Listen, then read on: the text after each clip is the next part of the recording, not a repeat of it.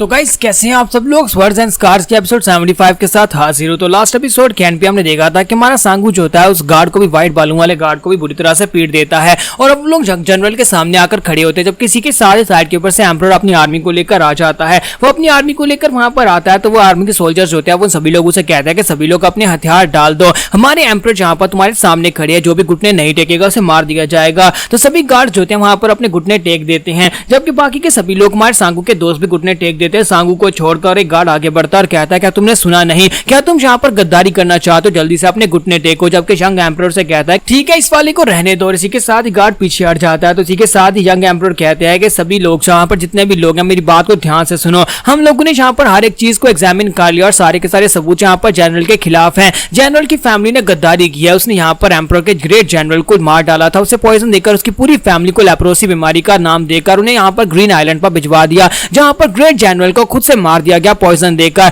और जहाँ पर ये सारे के सारे सबूत हमें इकट्ठे हो चुके हैं, इसी वजह से मैं यहाँ पर इस बात को घोषित करता हूँ कि ली जियोंग जो कि हमारे जनरल हैं और उनकी पूरी फैमिली जहाँ पर गद्दार है, इसी वजह से उनकी पूरी फैमिली को यहाँ पर रॉयल डिक्री के मुताबिक सजा दी जाएगी। रेड गॉब्लिन जो होता है एम्परर के ऑर्डर्स को सुनने के बाद वहाँ पर रोना शुरू कर देता है और इसी के साथ वहाँ पर अपनी मदर, फादर और सिस्टर दिखाई देते हैं कि उनकी आत्मा को यहाँ पर शांति मिल चुकी है क्योंकि उनके कातिलों को यहाँ पर सजा मिलने वाली है। और एम्परर आगे बढ़ते हैं, उसके कंधे पे हाथ रखते हैं और कहते हैं कि तुमने बहुत ही अच्छा काम किया। और इसी के साथ ही नेक्स्ट सीन जो होता है सुबह के वक्त का दिखाया जाता है कि एम्परर उनसे कहते हैं कि क्या तुम लोग वाकई में यहाँ पर से जाना चाहते हो। एक्चुअली वो रेड गॉब्लिन से कहते हैं कि तुम्हारे डैड यहाँ पर कभी एक ग्रेट जनरल हुआ करते थे, अगर तुम चाहो तो तुम भी यहाँ पर एक ग्रेट जनरल बन सकते हो अपने डैड की जगह पर। लेकिन वो से कहता है कि नहीं, मैं यहाँ पर ग्रेट जनरल कैसे बन सकता हूँ, मैं गलियों में पैदा हुआ, गलियों में बड़ा हुआ और गलियों में यहाँ पर सिर्फ और सिर्फ मेरी एक रेपुटेशन है कि मैं एक बाउंटी हंटर हूँ। आखिर एक बाउंटी हंटर एक ग्रेट जनरल कैसे बन सकता है, तो मुझे वही काम करने दें। तो यंग एम्परर कहता है चलो ठीक है तुम्हारी मर्जी। फिर साथ ही वो सांगू से कहता है क्या तुम भी अपना माइंड चेंज नहीं करोगे, क्या तुम यहाँ पर नहीं रुकोगे। तो सांगू कहता है नहीं, मुझे और भी बहुत ही जरूरी काम है।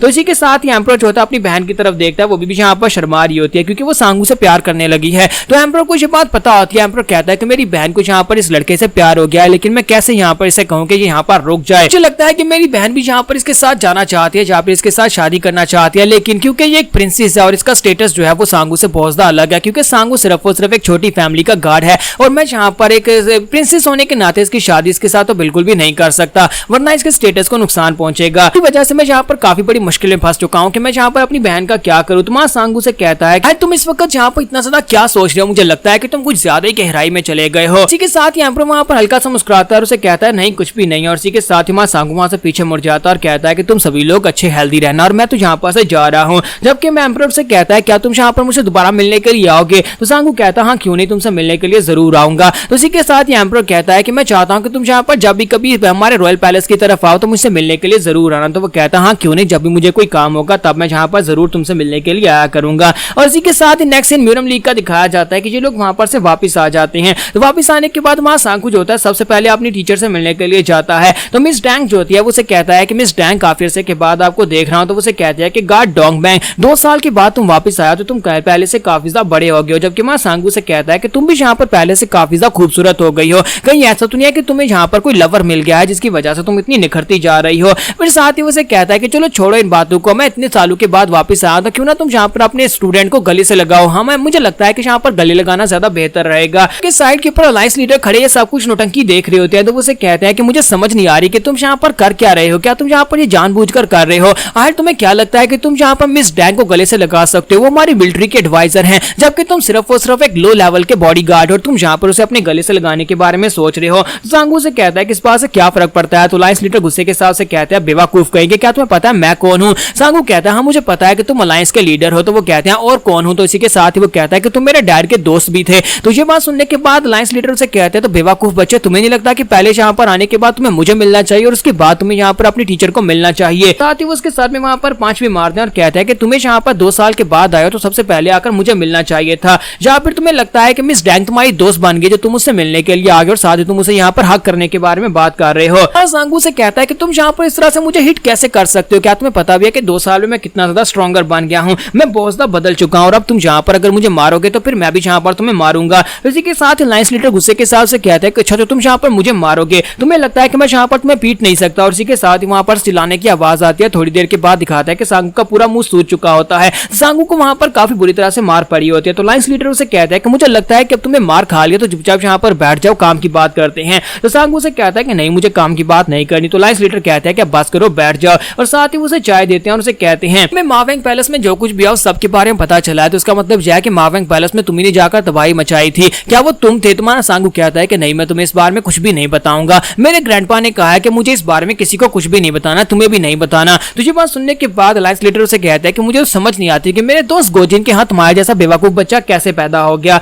सांगू से कहता है कि तुमने यहाँ पर मुझे बुलाया क्यों है वो बताओ। तो उसी के साथ लाइन्स लीडर उसे कहते हैं 10 दिन के बाद यहाँ पर मिस डैंग जो है वो 40 लोगों को अपने साथ लेकर चोंग किंग की तरफ निकलने वाली है। वो वहां पर एक मीटिंग को अटेंड करने के लिए जाने वाली हैं। तो सांगू कहता है तो मेरा इस सब में क्या रोल है? तो वो उसे कहता है कि तुम्हें उसका बॉडीगार्ड बनकर उसके साथ जाना होगा। तो सांगू कहता है कि वहां पर जाने का मकसद क्या है? तो वो उसे कहते हैं कि वहां पर एक बहुत ही खास कॉन्फ्रेंस होने वाली है जिसे ड्रैगन मिलिट्री मीटिंग कहते हैं, जिसमें आसपास जितनी पावर हाउसेस है वो सभी लोग अपने अपने यंग मास्टर्स या फिर अपनी फैमिली के जितने पावरफुल लोग हैं हम सभी को वहां पर भेजेंगे ताकि वहां पर अमन और शांति के एग्रीमेंट के ऊपर साइन किए जा सकें। तो सांगू कहता है कि ड्रैगन मिलिट्री मीटिंग में वहां पर मुझे क्या करना है? तो उसे कहता है कि तुम्हें बस एक ही काम करना है, मिस डैंग की रक्षा करनी है। सांगू से कहता है लेकिन मैं यहाँ पर से क्यों जाऊंगा? मैं 2 साल के बाद अलायंस में वापस आया हूं, तो मैं यहाँ पर दरवाजे के ऊपर बैठकर अपनी गार्ड की ड्यूटी करूंगा। तुम ही तो कहते हो कि बाहर जाकर मैं बहुत सारी तबाही मचाता हूं, तो इस बार मैं नहीं जाना चाहता। तो अलायंस लीडर से कहता है कि ये बहुत ज्यादा जरूरी है, इसी वजह से हम तुम्हें इस मिशन के ऊपर भेज रहे हैं। तुम्हें क्या लगता है कि तुम्हारे अलावा कोई इस मिशन को करने के काबिल है? वरना मेरा भी दिल नहीं करता तुम्हें यहाँ पर से बाहर भेजने का। मिस डैंग को प्रोटेक्ट करना बहुत ज्यादा जरूरी है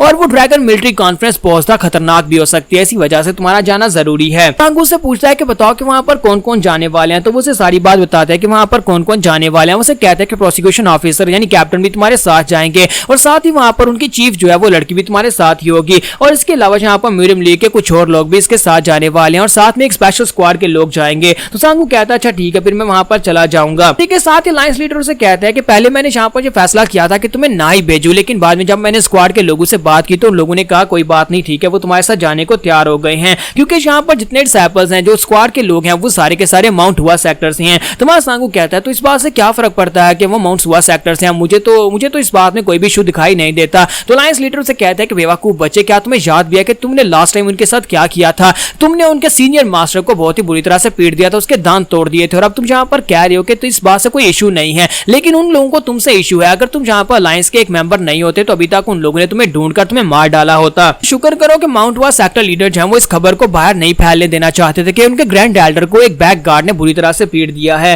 तुम्हारा सांगू कहता है अच्छा ठीक है। फिर साथ ही मास्टर से कहते हैं कि अब यहाँ पर तुम्हारे ग्रैंडपा चाहते हैं कि तुम यहाँ पर एक असली गार्ड बनकर अपनी गार्ड की ड्यूटी करो और जहाँ पर पागलू की तरह घूमना फिरना और मॉन्स्टर्स की तरह किसी के ऊपर अटैक करना बंद कर दो। तो सांगू कहता है अच्छा ठीक है, मुझे समझ आ गई मुझे क्या करना है। साथ ही वो पूछता है कि मुझे ये बताओ क्या उस मीटिंग में मावेंग पैलेस के लोग भी आने वाले हैं? तो अलायंस लीडर से कहते हैं कि हाँ, वहां पर मावेंग पैलेस के लोग भी आने वाले हैं। तो लगता है कि ये ड्रैगन मिलिट्री मीटिंग जो है बहुत ज्यादा खास होने वाली है, क्योंकि वहां पर मावेंग पैलेस के लोग भी आएंगे, माजे के लोग भी आएंगे और डिमोनिक कल्ट के लोग भी आएंगे, और साथ में हमारा सांगू भी वहां पर होगा। यहाँ पर हमारी एपिसोड 75 का एंड होगा।